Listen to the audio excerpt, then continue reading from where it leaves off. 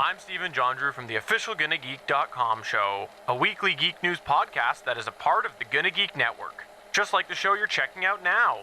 Shows on the network are individually owned, and opinions expressed may not reflect others. Find other awesome geeky shows at GonnaGeekNetwork.com.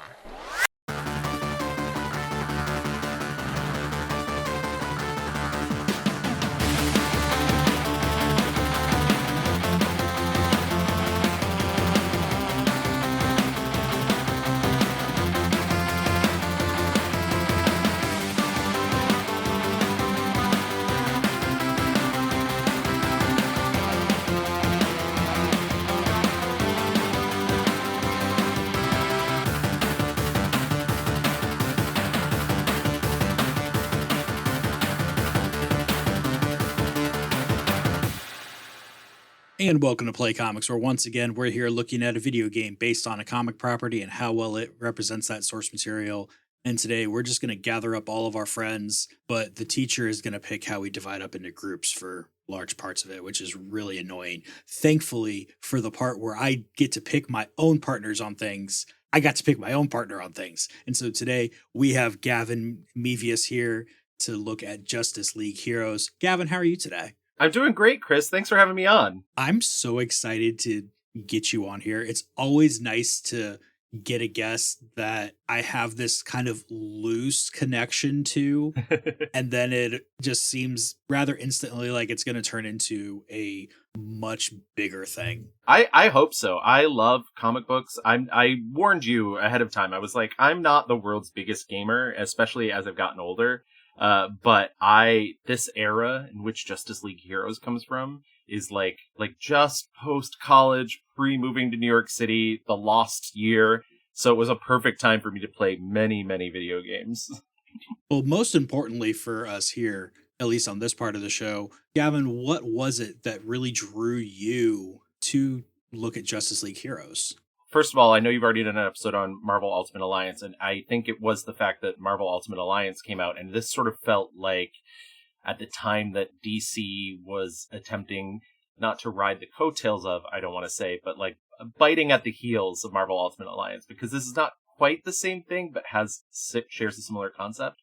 And also, like one of the biggest things that worked for me in DC when I was a kid was the Grant Morrison era Justice League that sort of brought the Big Seven into the Justice League for the first time. And this felt like this was going to be the video game adaptation where you really got to play as the Justice League in that sort of vein. I mean, there'd been previous games, there'd been the fighting game and everything, but this was like, oh, we're going to drill down and we're going to be the Justice League and we're going to take on some of their villains. And so how much of a connection did you have growing up reading DC? Oh, so much.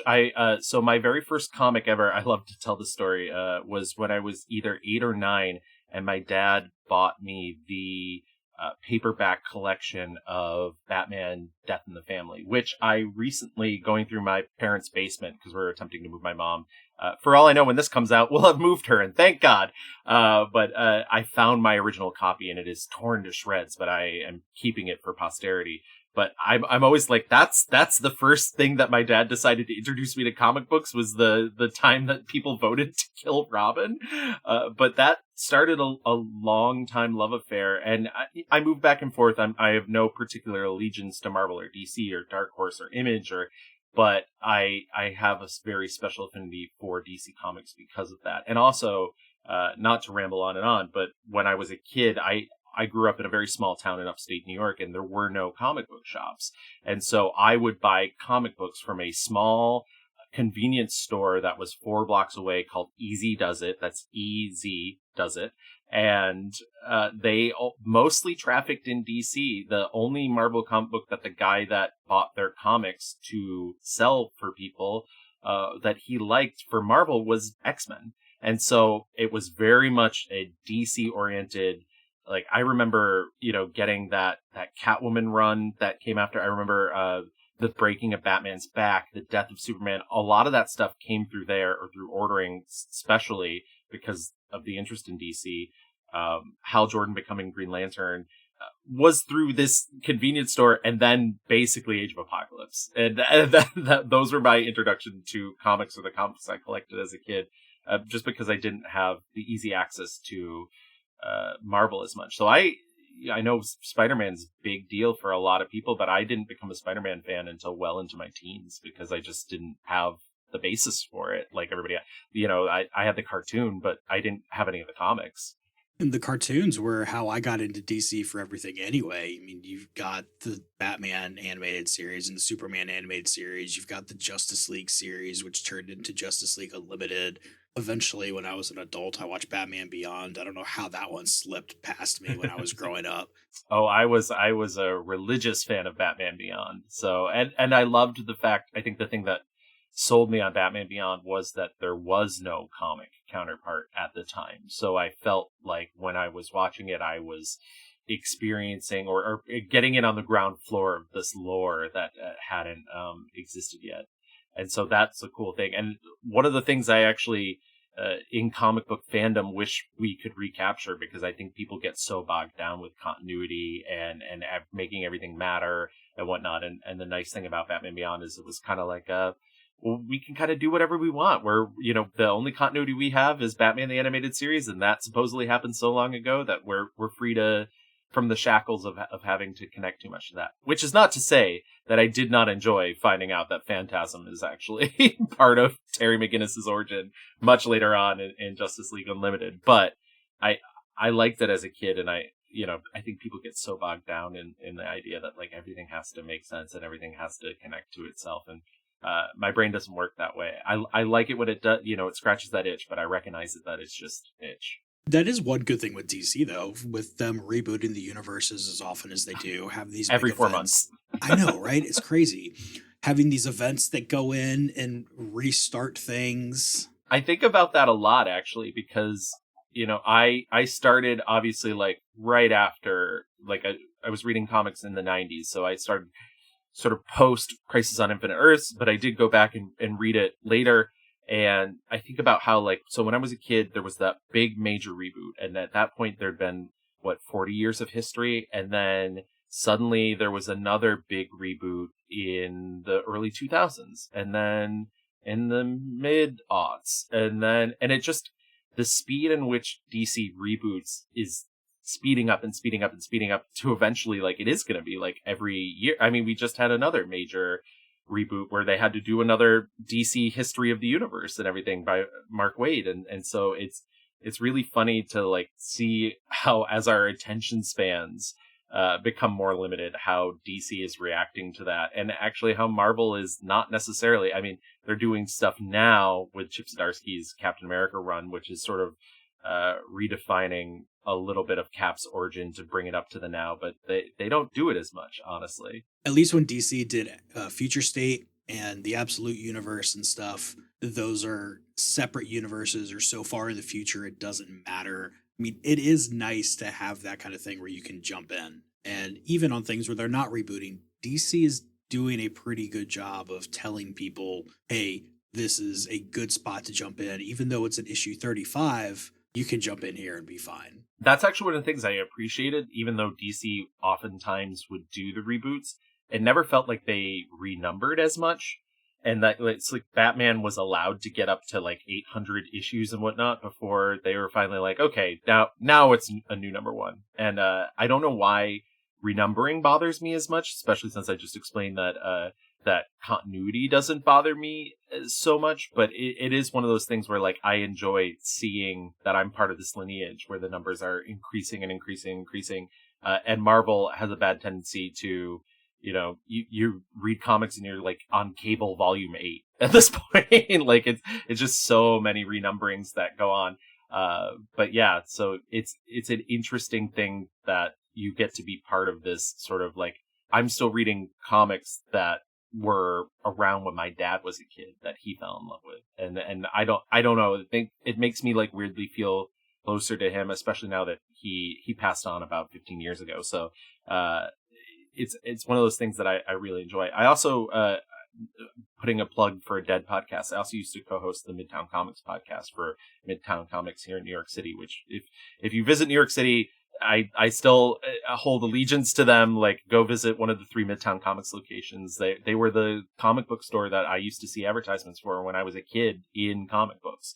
And so it was such an honor to be part of that legacy for the couple of years that it lasted. So who were your Justice League characters? Oh God, that's a good. I mean, it is sort of the Grant Morrison run, the Superman, Batman, Wonder Woman, Aquaman, Green Lantern, Flash, and Martian Manhunter. But I am very, very partial to the Justice League that existed when I first started getting into comics, which is the Justice League International era, which was, Guy Gardner, Ice, Fire, Blue Beetle, Booster Gold, especially watching them because they're so jokey and they were treated such as a comedy sort of bit. Watching them fight Doomsday, the thing that kills Superman, and actually having to, and I think at that point Bloodwind was with them, which is an interesting footnote in comics, and they keep trying to bring Bloodwind back. I would love if somebody brought Bloodwind back, by the way. But the trying to watch them, this kind of like ragtag team of like goofy fellas and ladies try to take down Doomsday, the ultimate killing machine. I will never forget. There's an image of Doomsday with his big like claw, like hooking Booster Gold and Blue Beetle up as like fire is shooting her green fire at them, that is like burned into my consciousness. I've really become a Wonder Woman fan. Surprisingly enough, for how I started this show, I've become a big Superman fan, and I was definitely one of those people that was, Superman overpowered and stupid. And thankfully, I got converted because Superman Smashes the Klan exists, and I will never not take an opportunity to say how wonderful that book is. I loved Superman since I was a little kid, and I think my first, that's not true, actually. Now I'm correcting myself before even saying things out loud. I was going to say my first was the Doomsday arc, but the comic arc that I remember specifically so well as a kid was Day of the Krypton Man, which is a story arc that occurs sort of late in the post-crisis run, but still, I guess technically in that middle section because it is pre-death. But it is Superman falling under the influence of the Eradicator, which is a robotic device from Krypton that you later find out was sort of invented to destroy Doomsday. But since Doomsday didn't exist yet, it was more just an artifact of an artificial intelligence from there that was making him more and more Kryptonian. And if you remember the post-crisis Superman, the thing about Krypton, it was very unemotional. It was very those really amazing black and red robes with like the yellow, like weird trim on them. And the Eradicator just takes over Superman, and he like shirks all of his humanity. Like he stops talking to Lois, and like he tries to distance his family. And in the end, it's Ma and Pa Kent who are kind of like, no, you're Clark Kent. You need to fight this. And he like is able to take the Eradicator out of him, throw it into the sun. I think about that. To me, that's Superman, as a person who has learned his humanity and learned to fight for his own humanity, because he like loves us so much, and he like wants us to be better. And I think that was sort of instilled in me as a kid. I've always, not to knock anybody's favorite thing, I've always hated that speech in Kill Bill where Bill gives this whole like rant about how he thinks less of us, and Clark Kent is his parody of us, because I think that's a fundamental misunderstanding of who Superman is, because I think he's a creature of love. And I love when Wonder Woman's written that way too. So I'm glad that you've come around on Wonder Woman, because she was also a big staple of mine as a kid. I honestly don't know what it is with Wonder Woman that got me. Like, I never had anything against her like I did with Superman growing up. It was just, all right, cool. She is who she is, and she's cool. And later in life, I actually started looking at some of the other stuff, and yeah, I was right. She's really cool. But I can tell you exactly what it is with Superman. Was I was doing this show, and I had Michael Bailey on looking at, I think it was actually the Death and Return of Superman game, if I'm remembering right. This is proof that I don't look at things while I'm recording, because I don't remember. And we go in there, and he really started getting that switch flipped for me. And so then I'm sitting there like, all right, cool. We look at the Superman 64 game, and I kind of twist things around myself and say, all right, cool. Lex Luthor was smart enough to make a horrible game environment, and that's why you're experiencing this horrible game, which, I mean, that's just me picking that up myself, nothing real there. But what really did it was going back and looking at those old 30s and 40s Superman issues. And when you go in there and he says, "Hey, mine owner, you can't treat your workers like that. I'm going to shut down your mine." Exactly. I mean, who wouldn't want a hero like that? Actually, we all know exactly who wouldn't want a hero like that.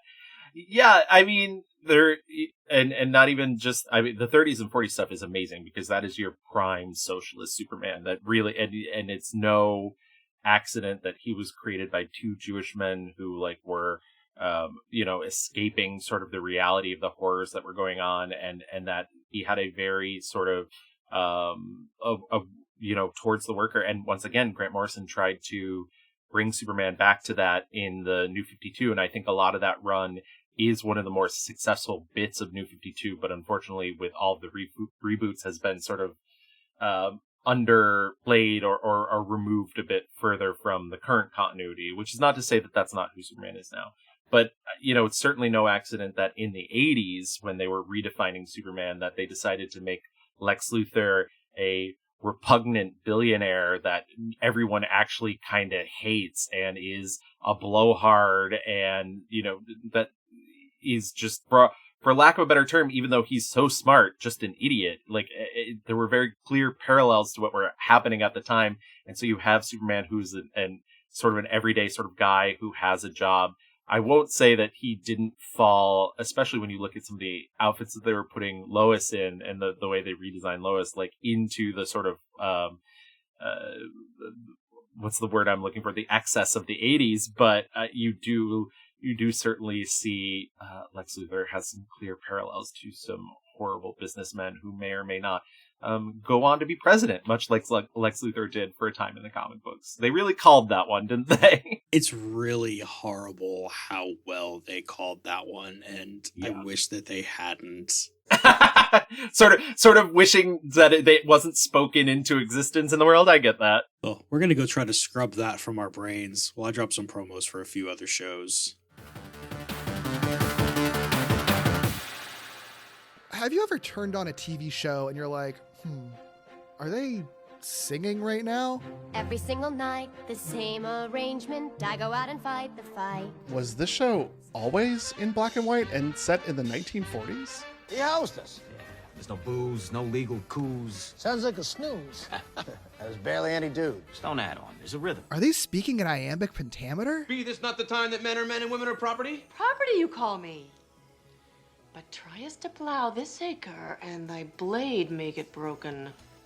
This is Gimmicks, a podcast about those high-concept, experimental, structure-breaking gimmick episodes of television. From musicals to very special episodes to bottle episodes, backwards episodes, episodes that focus on one minor character. Any TV episode that breaks from its own formula in some way. Sometimes they're the best, sometimes they're divisive, but they're always a little weird, probably memorable, and very interesting to talk about. I'm Derek. I'm David. And we're two queer men who love learning and talking about TV and want to share the complicated ways that these types of episodes get made. We'll be exploring the whole landscape of television, whether it's comedy, drama, or animation, uncovering the history of concept episodes, digging into how these concepts work and how they fit into their respective shows, and celebrating this wonderful and sometimes a little messy medium of television, while of course having fun along the way. Gimmicks is part of the Glitterjaw Queer podcast collective of shows. And if you're into it, give this show a subscribe on any podcast platform, and you can find all the links to do so at gimmickspodcast.com. And until next time, friends, keep being weird. Hey there, Hellspawn. Is your regular podcast rotation missing a show that dives deep into the gritty darkness of one of the greatest superhero creations of the 90s? Well, we've got a show for you. I'm Pierce Leiden with George Marston. And this is Spawnography. We're two longtime comic book journalists who are ready to take you from the alleys of New York City to the depths of hell itself as we dissect each arc of Spawn, unraveling its mysteries and celebrating its legacy along the way. New episodes drop every Monday wherever you get your podcasts, because for Todd so loved the world, he gave his only begotten Spawn. Spawnography!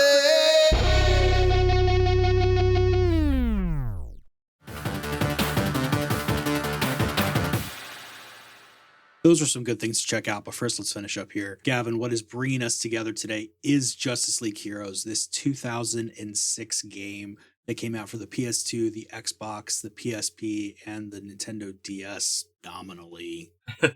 Sort of, yeah. I mean, let's get one thing out of the way real quick. Did you even look at the DS one? I did not. I never Neither did I. Cool. Oh, yeah. I never had a DS. I remember... I love to say that I've never had a real job. I'm a editor by trade, so that's sort of what I do for my living, and by that I mean like TV commercials, film.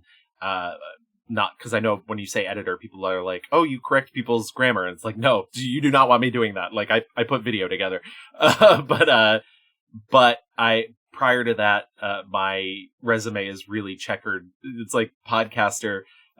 Wax museum attendant, haunted house actor, like that. And I remember as a haunted house actor, everybody had a DS, and that was what they would do in between scaring people, is they would just play the DS.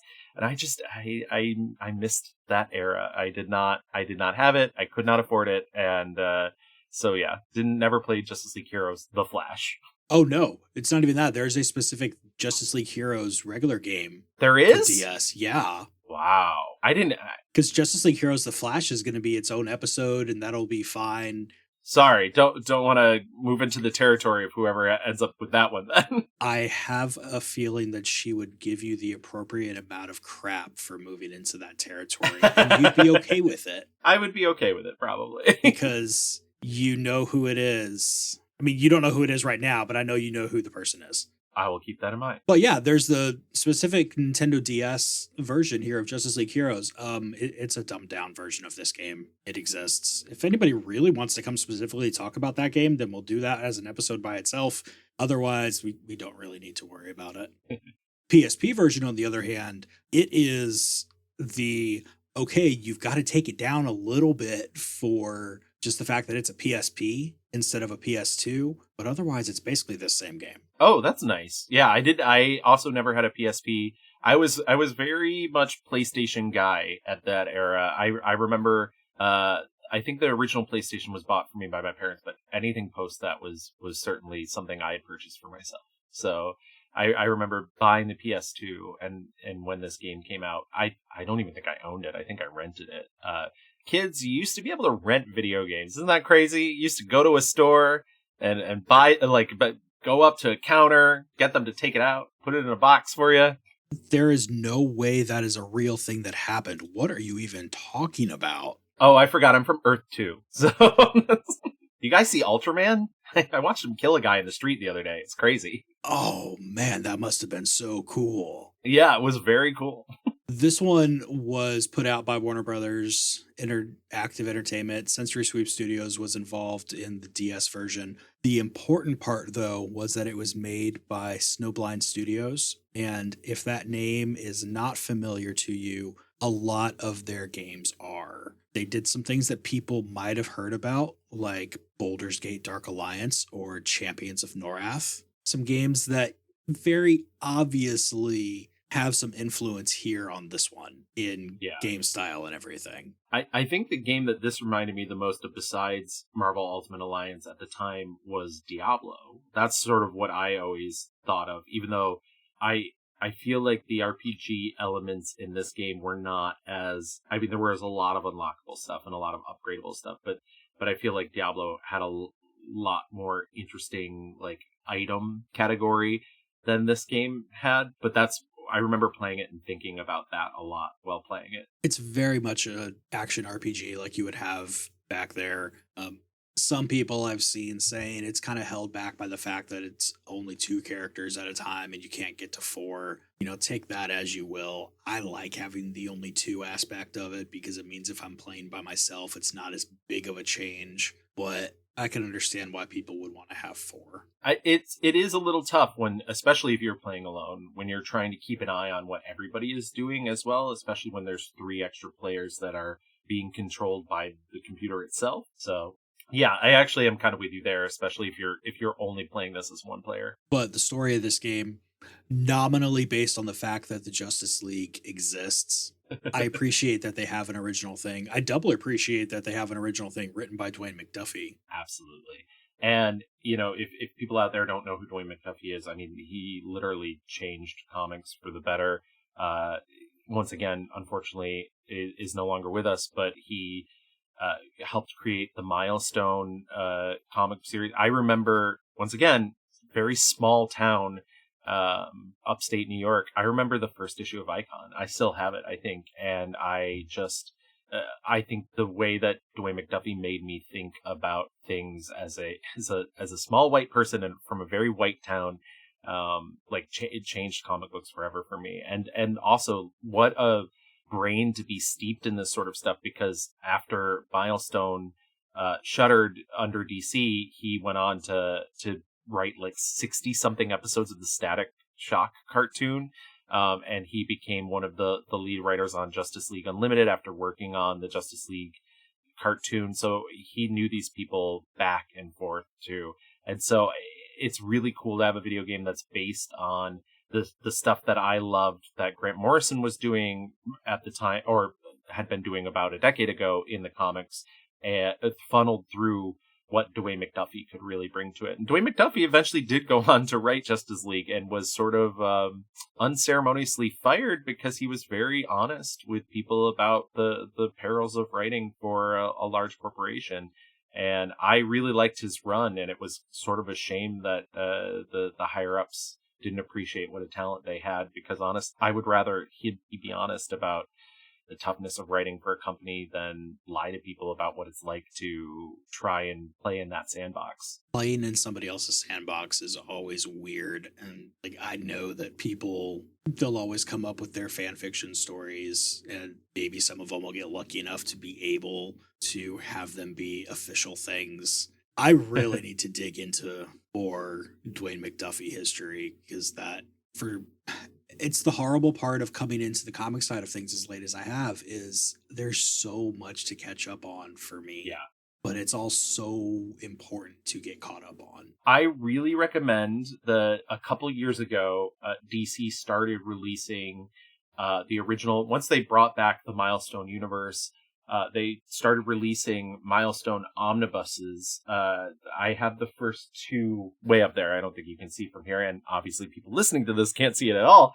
But I have two of the first two. I think they're up to 4 now. They're a little expensive, but they're well worth it. They are soft cover, which is a little shocking because DC loves to release a bunch of their omnibuses in hardcover. But they are very much well worth it. It's especially Icon. I know Static is sort of the breakout. Everybody loves Static, and I think it's because he's younger. But Icon really is the Black Superman, and Icon and Rocket, and the stuff that he was able to infuse into both of those characters, and to make Icon, like, Dwayne McDuffie himself was a very liberal man, and Icon is a kind of conservative character, and the reason that he created him that way was because he wanted to sort of bring that viewpoint in and be like, listen, if you were this sort of immortal alien who had been treated this way, who had been a slave, you might think about things differently. And then also to have the character of Rocket be like, actually, your thought process is really fucking wrong. Oh, I swear. I'm going to take that again. No, you're not. Your thought process is really messed up and really, really wrong. And I just love that dynamic between those two characters as well. And being able to reread that a couple years ago, I was like, God, Dwayne McDuffie was on another level, and it's really a shame he died way too early. Weird fact, by the way, after he died, more than a couple years after he died, Keegan-Michael Key found out that they had the same father. So Keegan-Michael Key is his half-brother. Wild. Mind blown. Which I'm sure it was for him, too. Yeah, absolutely. Unfortunately, none of those cool characters are in here. No. Because, who knows? So many reasons. I think the reason the thing collapsed, and I don't know how historical this is, so take this as you will. This feels very gossipy, but DC just didn't find those characters as profitable as they thought they would, and then went ahead and made a Static cartoon that ended up doing great for them. So, you know, maybe they were wrong, but yeah. But there were attempts to, like, every 10 years or so, someone tries to reincorporate Milestone into the DC universe. They're in the process of doing it now. I kind of like Milestone as its own thing. Kind of in the very first issue of Icon references Superman as a comic book character. But I like seeing them interact with each other as well. But it's this odd thing where DC goes back and forth. It's sort of, they do the same thing with the Wildstorm universe, where they're like, sometimes Zealot and Grifter are totally fully enmeshed in the DC universe, and sometimes it's a completely different thing, and that keeps happening. So we're in the process of seeing what happens now, if Milestone is back for the long run, or if it's just another DC flirting with attempting to bring that line back and making them part of the main continuity. Definitely not because it is February. Yeah. I mean, that is where the first new issue of the Static thing came out. Just saying.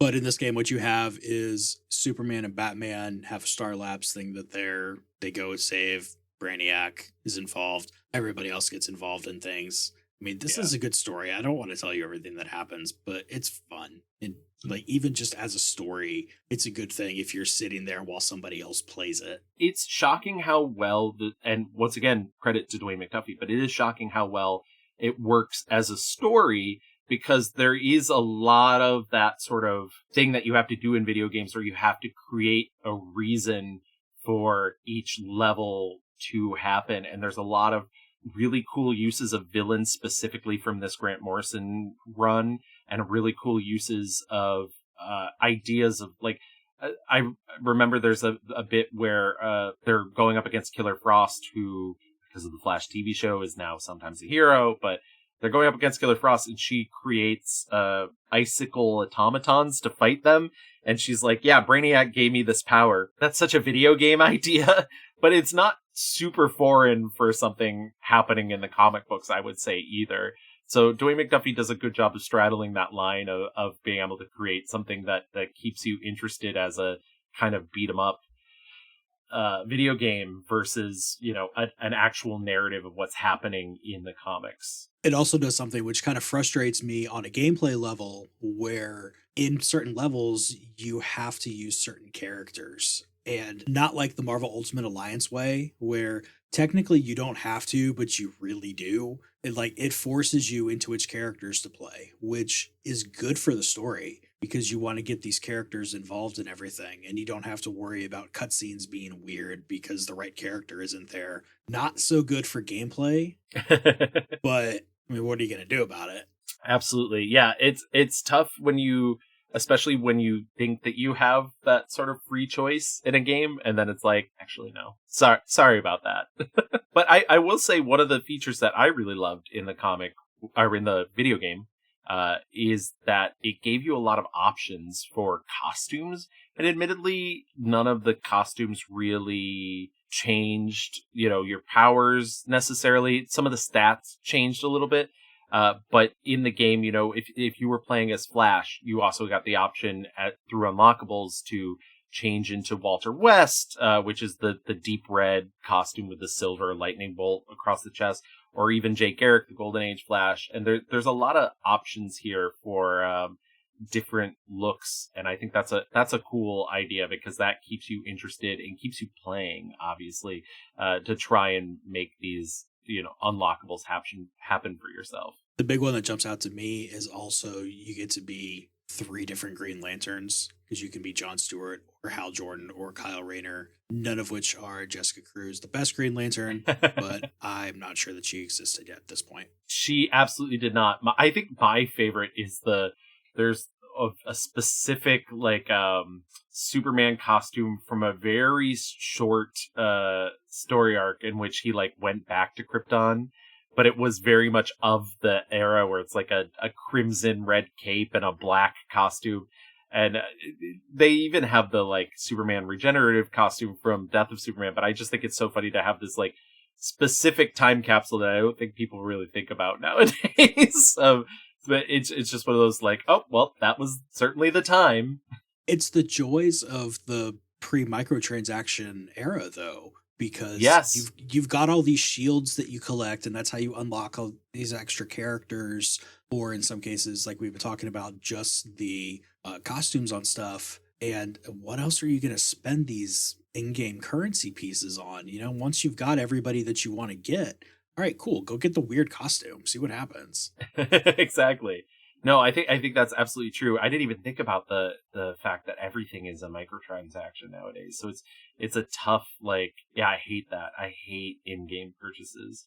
There is even I didn't even see this one until now. There is even like a pseudo Batman Beyond outfit that's just a pure black Batman outfit with the Batman Beyond logo, but still has a cape. And I guess that's probably the limitations of having to animate a whole new character. Though, once again, they animate the black suited Superman for the regeneration suit, so they could have taken the cape off. And yeah, just make the cape transparent or something, and there you go. You don't even have to take it out. Exactly. The inclusion and use of Zatanna's 1980s costume is a nice choice, even if it is one of the uglier costumes that anybody had ever designed. On the other hand, this is the first time, at least as far as what I'm looking at on the show goes, that we've had Zatanna in a game. Yes. So just the fact that she's in there is a big win. I was unable to find a way to emulate this game, so I've not, in all transparency, I've not played it since probably 2006. But one of the things I remember with her too was the fact that they did make her very powerful. I think that's something that people don't necessarily think of when they, because she dresses like a stage magician, but she would arguably be one of the most powerful members of the Justice League if she was. I mean, she's literally a person who can do anything. She has magic. All she has to do is say it backwards. And so it was cool to have her in the game and be like, oh, she can hold her own with Wonder Woman at her side or, Superman at her side, and she's still very tough. Also, she could take down Superman. One of his weaknesses is magic, canonically. So as we start to wrap things up here, what do you think this one really gets right looking at the Justice League comics? I think especially at the time, too, is how funny it is and how much they're very playful with each other. You have we didn't even mention that there's voice acting in this game, and a lot of it is voice actors you recognize, but then, I mean, you have Hellboy himself, you have Ron Perlman as Batman, and the interplay between Batman and Superman, and the fact that Batman constantly calls him Clark, it's very indicative of the era in which they are sort of mining from that late 90s, early 2000s sort of like moment when comics were like, no, we're actually like a cool thing. I don't want to say that it moved as far as when people talk about sort of like the Whedon Avengers era. Like, it wasn't like, not everything was a joke. There's clear seriousness to it, but I think it really captures that style that they were going for in that era of Justice League, where it's both really interesting, funny characters who feel human, but dealing with these like otherworldly, like apocalyptic sort of events. I think that was one of the things that they really stressed with Justice League at the time too, was there had to be a reason for the Justice League to get together. There had to be a reason for it couldn't just be, the Joker's escaped Arkham Asylum again, or Cheetah's on a rampage at a museum. It had to be these sort of world-ending events, and so I think it's cool that Dwayne McDuffie was able to craft a story that seemingly starts small. That is Brainiac like breaking into a museum to steal just a couple things, but using his robots as a kind of a look over here distraction, and then building it out from there into a world-ending event that the Justice League had to. So I think it's actually kind of a really decent reflection of the time, and they were very smart to get Dwayne McDuffie to write that narrative for them. For me, it's kind of the same thing, having the teamwork in there, but I saw it more from a different angle of the Justice League. I mean, you have Batman who kind of controls everything just because he's Batman, and of course he is, even if nobody else really recognizes it. He has all the contingency plans, and everybody just looks up to Superman, so he's kind of the captain of the team there. But even outside of that, everybody just working together as well as they do, knowing that they can't take this out on their own. They have to have their friend with them to go take out whatever threat is presenting itself, and putting all those egos aside because they know that they're doing this for the greater good of everything. Yeah, absolutely. That's Amazingly well said. And sometimes you can have adventures without Batman and Superman. Yes, yeah, absolutely. They're not the only ones in DC Universe. That's what you have the world's finest book for. Just them, all the time.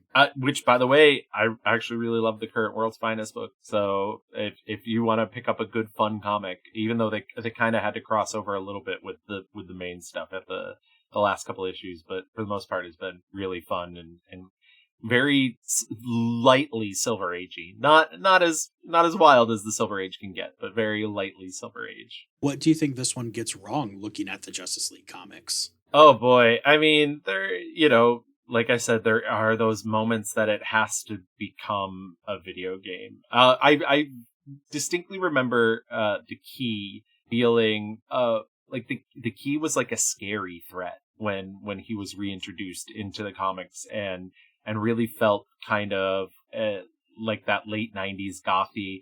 And I think the game kind of makes him like a sniveling, like, oh, I'm the Key, like that sort of, and I hate that sort of stuff.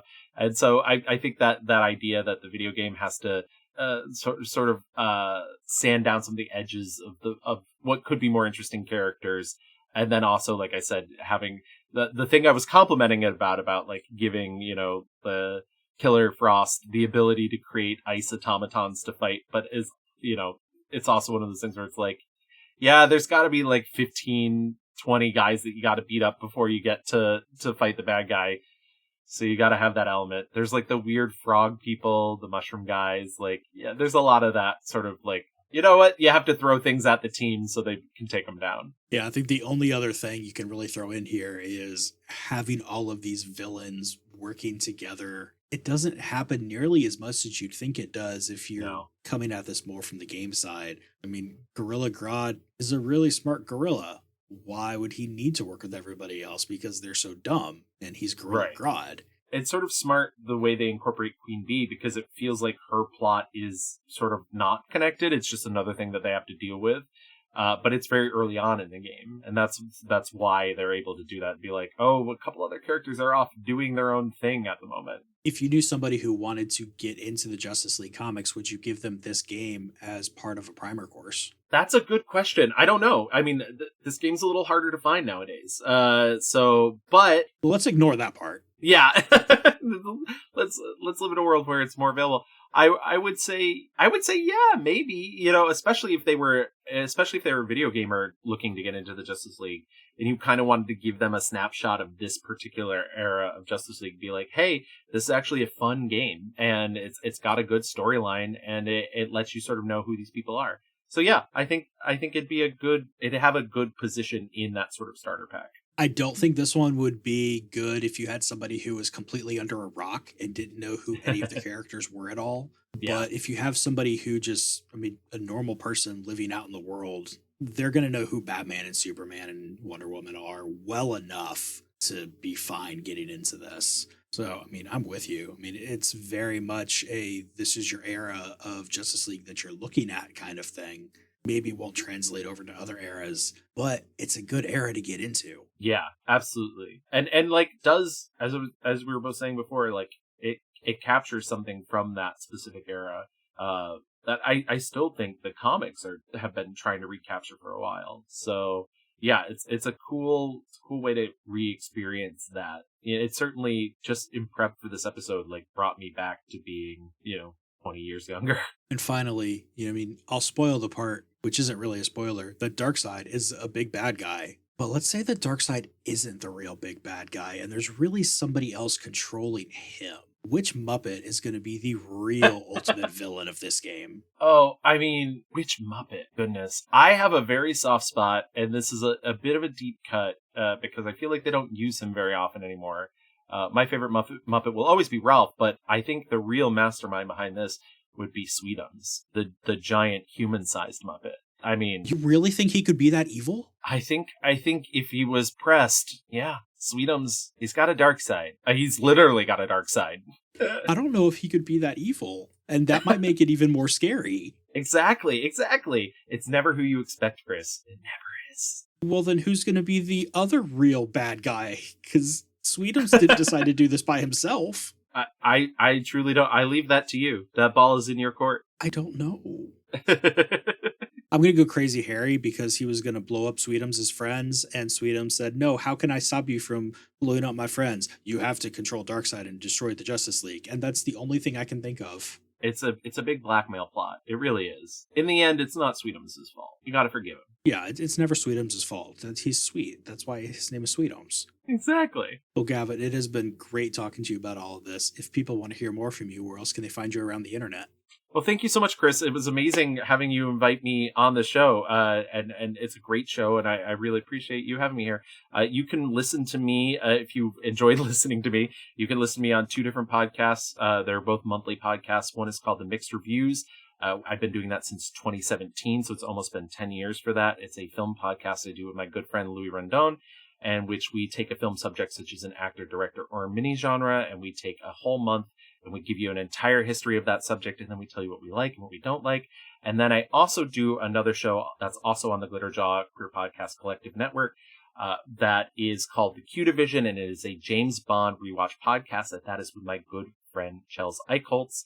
And we're going through the James Bond movies starting from the very beginning, and I'm introducing them all to her, and she's certainly getting a full historical appreciation of all the James Bond movies. And I think we're actually going to be branching out into other spy movies as well, because we're both having so much fun doing the show.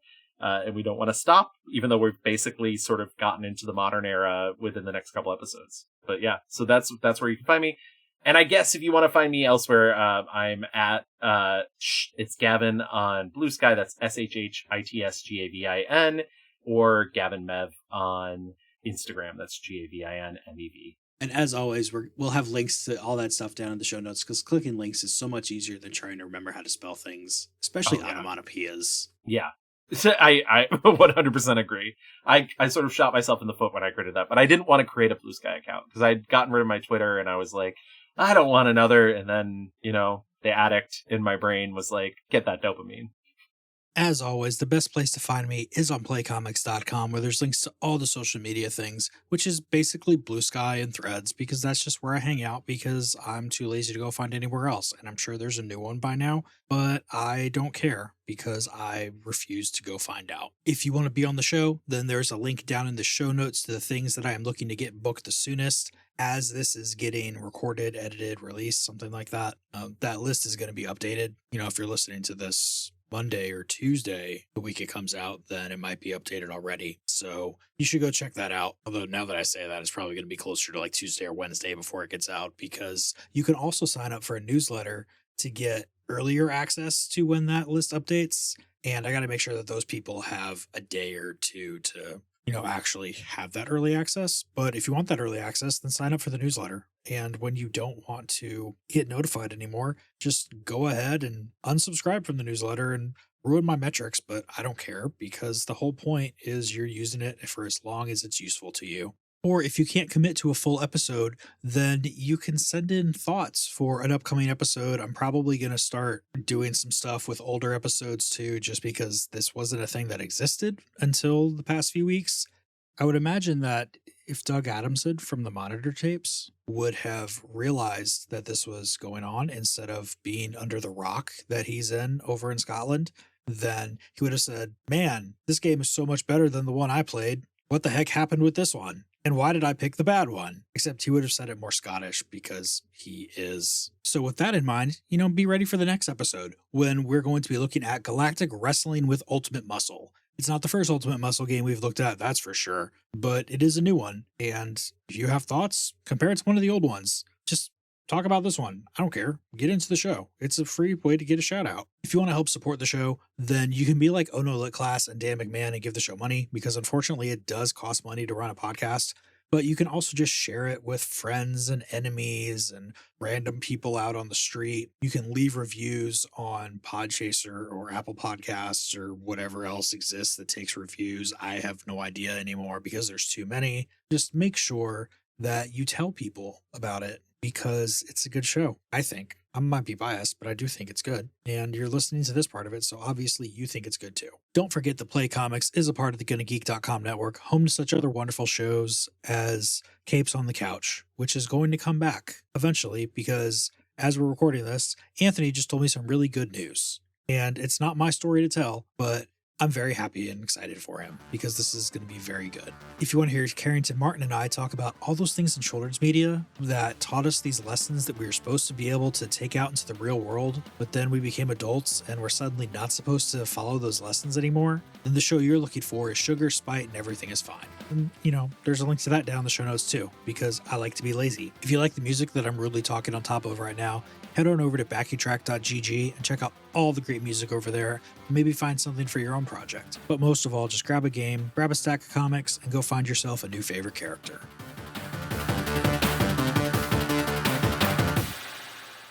What happened to the link that I had? Oh, there it is. It's hiding in the middle. That was stupid.